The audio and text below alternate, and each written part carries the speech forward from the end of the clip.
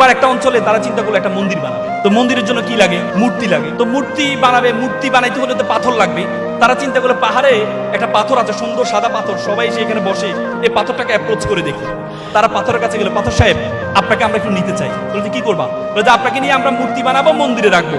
রাখার পর সবাই এসে আপনাকে সালাম করবে, স্যালুট করবে, প্রণাম করবে। সে বলছে ভালো কাজ, কিন্তু কি করতে হবে? বলতে আপনাকে নিয়ে প্রথমে 6 মাস আমরা একটু কাটবো, ঘষবো, মাজবো, 10-12 জন মিলে আপনাকে কাটবে, ঘষবে। সে বলছে না না, এই ব্যথা আমি সহ্য করতে পারবো না।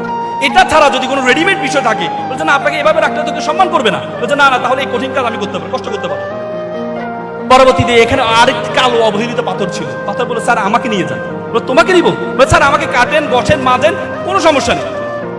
তো তাই পরে কালো পাথরটাকে নিয়ে কেটে ঘষে মেজে মূর্তি বানিয়ে মন্দিরে রাখলো। সবাই এসে সালাম করে, প্রণাম করে, নারিকেলের পানি ঢালে। তখন মন্দির কর্তৃপক্ষ দেখলো বিশাল একটা লাইন নারিকেল নিয়ে দাঁড়িয়ে আছে, ভাঙ্গায় পানিটা ঢালবে। তখন চিন্তা করলো এই যদি পানিটা প্রত্যেকে যদি দেয়ালে নারিকেল ভাঙে তাহলে তো দেয়ালটা ভেঙে যাবে। তখন তারা চিন্তা করলো পাথরে ভাঙলে মনে হয় আমার দেয়ালটা বাঁচবে। তখন তারা ওই সাদা পাথরের কাছে গেল, পাথর সাহেব আপনার একটা কাজ পেয়েছি। কি কাজ? বলছে আপনাকে কাটবে না, ঘষবে না, মাজবে না, শুধু এসে মানুষ নারিকেল ভাঙবে। ফাইন, এটা তো ভালো কাজ, থেকে আমাকে নিয়ে যাও। পরে গিয়ে মন্দিরের মুখে তাকে রাখলো, সবাই এসে নারিকেল ভাঙে আর পানিটা নিয়ে ওই যে কালো পাথর অবহেলিত পাথর তার গায়ে ঢালে।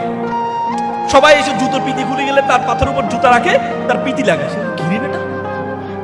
আমি ছিলাম সবচেয়ে সম্মানিত, সবাই আমাকে অ্যাপ্রোচ করতো, সালাম করতো, প্রণাম করতো।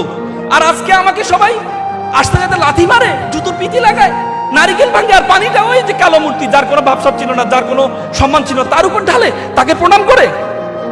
তখন কালো পাথর বলে দেখো তুমি আমাকে আজকে দেখতে পাচ্ছ, সবাই আমাকে প্রণাম করছে, সালাম করছে, কিন্তু যখন আমাকে কাটা হয়েছিল, যখন আমাকে ঘষা হয়েছিল, যখন আমাকে মাজা হয়েছিল, তখন আমি সহ্য করেছি বলেই আজকে প্রত্যেকে এসে আমাকে সালাম করছে, প্রণাম করছে।